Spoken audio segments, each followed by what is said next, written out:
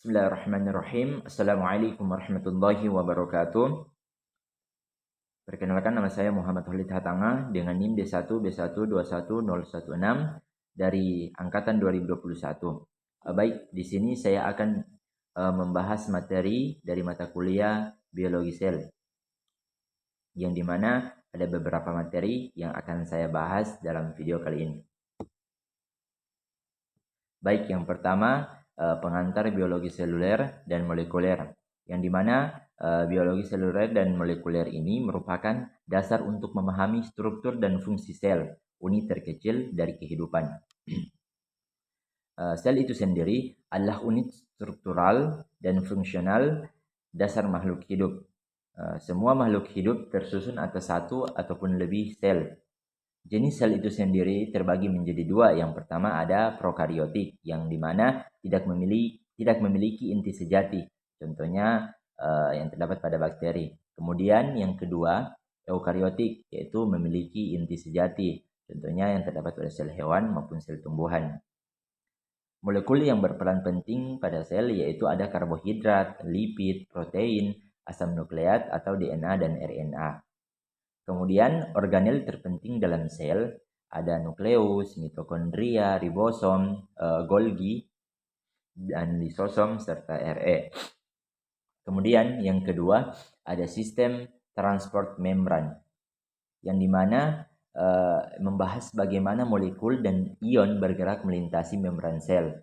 Ada dua mekanisme utamanya. Yang pertama ada transport pasif, yang dimana merupakan perpindahan zat ion ataupun molekul melintasi membran sel tanpa membutuhkan energi atau ATP dan terjadi mengikuti gradien konsentrasi, yaitu dari konsentrasi tinggi ke konsentrasi rendah.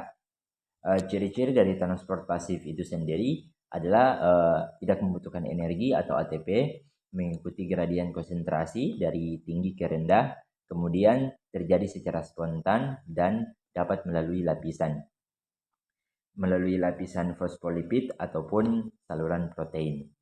Jenis-jenis dari transport pasif itu, yang pertama ada difusi sederhana, di mana molekul kecil nonpolar seperti O2 atau oksigen dan CO2 atau karbon dioksida yang bergerak langsung melalui membran. Contohnya yaitu pertukaran gas di paru-paru. Kemudian yang kedua ada difusi terfasilitasi, yang dimana molekul melewati membran dengan bantuan protein transport, saluran atau pembawa. Contohnya itu glukosa yang masuk ke dalam sel dengan bantuan protein karier. Yang ketiga ada osmosis, yang dimana perpindahan air melalui membran semipermeabel. Air bergerak dari larutan dengan konsentrasi air tinggi ke yang lebih rendah. Kemudian ada transport aktif, yang dimana transport aktif ini adalah proses perpindahan zat ion atau molekul melintasi membran sel melawan gradien konsentrasi, yaitu dari konsentrasi rendah ke tinggi, dan memerlukan energi dalam bentuk ATP. Ini adalah salah satu perbedaan dengan transport pasif, yang dimana dia kalau transport pasif dia dari tinggi ke rendah, sedangkan aktif dari rendah ke tinggi. Kemudian kalau transport pasif dia tidak memerlukan energi, sedangkan transport aktif memerlukan energi dalam bentuk ATP. Ciri-ciri umum dari transport aktif ini, yang pertama membutuhkan energi atau ATP, terjadi melawan gradien konsentrasi, yaitu dari rendah ke tinggi. Kemudian menggunakan protein pembawa atau pompa membran. Kita masuk ke jenis-jenis transport aktif. Jenis-jenis dari transport aktif itu sendiri ada, yang pertama itu transport aktif primer, yang dimana menggunakan ATP secara langsung untuk memompa zat. Contohnya itu pompa natrium kalium yang mempertahankan keseimbangan ion di dalam maupun di luar sel. Kemudian yang kedua ada transport aktif sekunder, yang dimana tidak langsung menggunakan ATP, tapi energinya itu berasal dari gradien ion yang sebelumnya dibentuk oleh transport aktif primer Yang contohnya itu seperti transport glukosa bersama ion natrium melalui CO transporter. Contohnya yaitu contoh lainnya yaitu sel menyerap ion kalsium meskipun kadarnya di luar sel lebih tinggi. Kemudian neuron mempertahankan potensial membran dengan pompa natrium maupun kalsium. Kemudian kita masuk ke materi yang ketiga yaitu genetik sel, yang dimana genetik sel ini membahas tentang informasi genetik yang disimpan, yang diekspresikan ataupun diwariskan. Struktur DNA dan kromosom. DNA adalah materi genetik utama makhluk hidup yang tersusun atas 4 basa nitrogen. Yang pertama ada adenin, timin, guanin, dan sitosin. Bentuknya itu double helix atau 2 untai saling melilit. DNA membentuk kromosom, yaitu struktur padat yang membawa gen. Manusia memiliki 46 kromosom atau 23 pasang dalam inti sel itu sendiri. Fungsinya yaitu fungsi membawa informasi genetik yang diwariskan ke keturunan. Kemudian kita masuk ke replikasi DNA. Proses penggandaan DNA sebelum pembelaan sel semi-konservatif. Setiap molekul DNA baru terdiri dari satu untai lama dan satu untai baru. Enzim utamanya yaitu ada DNA helikase yang membuka ikatan helix. Kemudian yang kedua ada DNA polimerase, yaitu menyusun untai baru dari basa-basa bebas, yaitu dia menyusun untai-untai baru dari basa-basa bebas.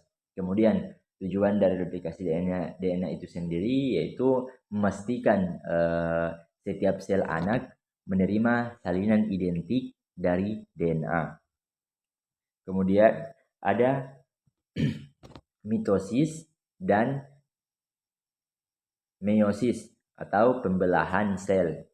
Yang dimana mitosis itu sendiri adalah pembelahan sel tubuh atau somatik. Hasilnya yaitu 2 sel anak identik masing-masing dengan 46 kromosom. Tahapannya yaitu profase, kemudian metafase, kemudian anafase, kemudian ada telofase, kemudian ada sitokinesis, meiosis. Kemudian pembelahan untuk membentuk sel kelamin, ovum, dan sperma. Hasilnya yaitu 4 sel anak dengan 23 kromosom atau haploid. Kemudian ada beberapa meiosis. Yang pertama itu ada meiosis 1 dan 2 dengan 2 kali pembelahan. Fungsi dari meiosis itu sendiri yaitu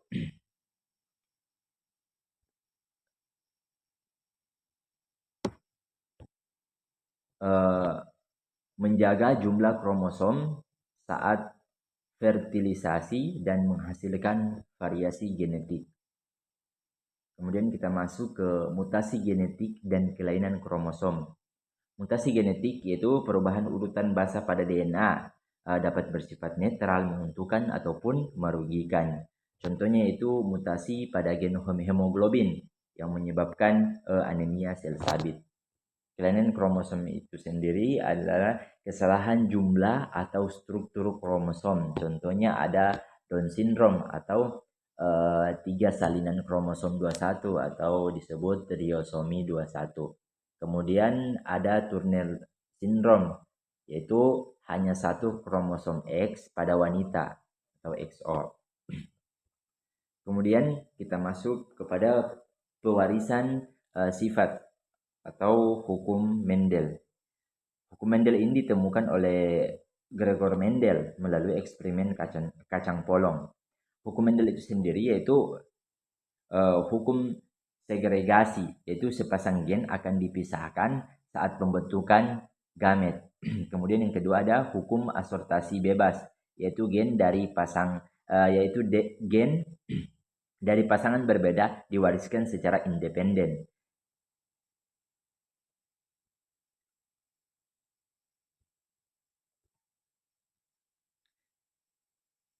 Kemudian kita masuk kepada yang keempat, yaitu dogma sentral biologi molekuler Dogma sentral ini menjelaskan alur informasi genetik dari sel.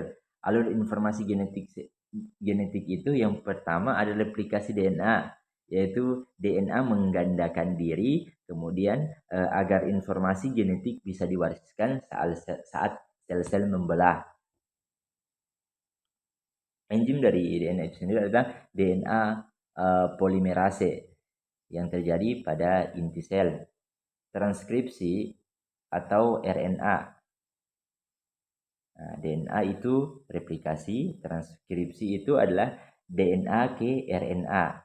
DNA ditranskripsikan menjadi RNA, biasanya itu mRNA atau messenger RNA.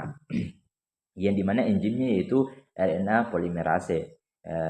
Dia sama terjadi terjadi di inti sel. Hasilnya itu mRNA membawa kode genetik dari DNA ke ribosom. Kemudian setelah transkripsi dia menjadi translasi, yaitu dari RNA ke protein, yang dimana mRNA dibaca oleh ribosom untuk merangkai asam amino menjadi protein. Dibantu juga oleh tRNA atau transfer RNA dan rRNA atau ribosomal RNA. Dia terjadi di sitoplasma, tepatnya di ribosom. Kemudian yang kelima ada prinsip komunikasi sel. Sel-sel dalam tubuh berkomunikasi untuk mengatur fungsi dan respon jalur komunikasi ini disebut sinyal seluler. Dia meliputi beberapa yang pertama ligand atau molekul sinyal dan reseptor atau protein penerima sinyal. Jenis dari sinyal itu sendiri yaitu endokrin, parakrin, autokrin, dan sinyal kontak langsung. Contohnya hormon, neurotransmitter. Kemudian ada transduksi sinyal, yang dimana serangkaian reaksi kimia di dalam sel sebagai respon terhadap sinyal luar. Demikian dari saya. Segala kekurangan saya mohon maaf. Assalamualaikum warahmatullahi wabarakatuh. Perkenalkan, nama saya Arham Febranto. Di sini saya akan menjelaskan beberapa materi, yaitu yang pertama materi ekspresi dan regulasi gen. Nah, ekspresi gen itu sendiri adalah proses di mana informasi genetik dalam DNA digunakan untuk menghasilkan produk fungsional seperti protein atau RNA. Sedangkan regulasi gen yaitu mengontrol kapan, di mana dan berapa banyak gen diekspresikan. Nah, adapun beberapa mekanisme dari regulasi itu sendiri, yaitu yang pertama regulasi transkripsi, yaitu oleh faktor transkripsi, promotor, dan enhancer. Terus kedua, regulasi pasca transkripsi, yaitu pemrosesan RNA splicing alternatif. Terus yang ketiga ada regulasi translasi, yaitu pengendalian sintesis protein. Terus yang keempat ada regulasi pasca translasi, yaitu modifikasi protein dan degradasi protein. Terus materi kedua yaitu prinsip rekombinasi DNA. Rekombinasi DNA yaitu proses penggabungan segmen DNA dari dua sumber berbeda untuk menghasilkan DNA baru. Nah, adapun langkah-langkah umumnya yaitu yang pertama pemotongan DNA dengan enzim restriksi. Kedua, penyisipan DNA target ke dalam vektor atau plasmid. Ketiga, penyatuan dengan ligase atau membentuk DNA rekombinan.